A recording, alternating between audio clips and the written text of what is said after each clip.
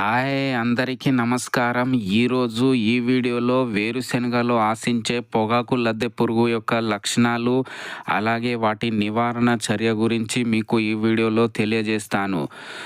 మనకు పొగాకు లద్దె పురుగు వేరుశెనగలో లార్వా దశలో ఈ పురుగు ఆశించి ఎక్కువ నష్టాన్ని కలుగజేస్తాయి అన్నమాట.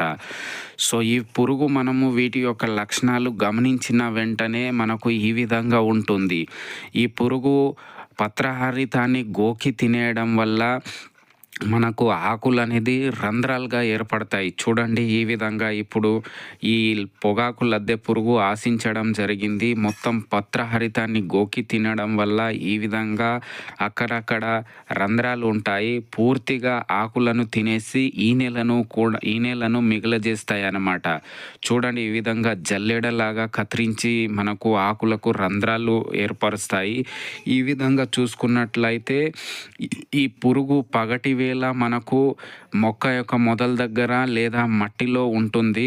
అదేవిధంగా రాత్రిపూట మనకు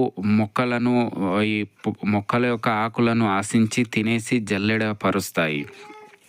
ఈ విధంగా వీటి నివారణ చర్య చూసుకున్నట్లయితే అక్కడక్కడ మనకు అంతర పంట వేసుకోవాలి. ఆముదం పంట లాంటివి వేసుకుంటే ముందుగా దానికి ఆశించి వాటిని నష్టాన్ని కలుగజేస్తాయి.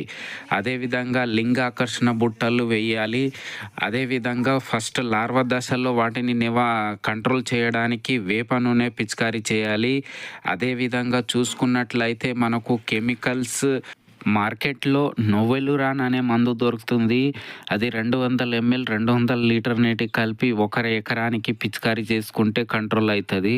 లేదంటే ఇంకొకటి ఫ్లూబెండమైడ్, ఫేము రకరకాల పేర్లతో దొరుకుతుంది. ఫ్లూబెండమైడ్ 40 ml 200 లీటర్ నీటికి కలిపి 1 ఎకరానికి పిచికారీ చేస్తే పురుగు అనేది కంట్రోల్ అయిపోతుంది.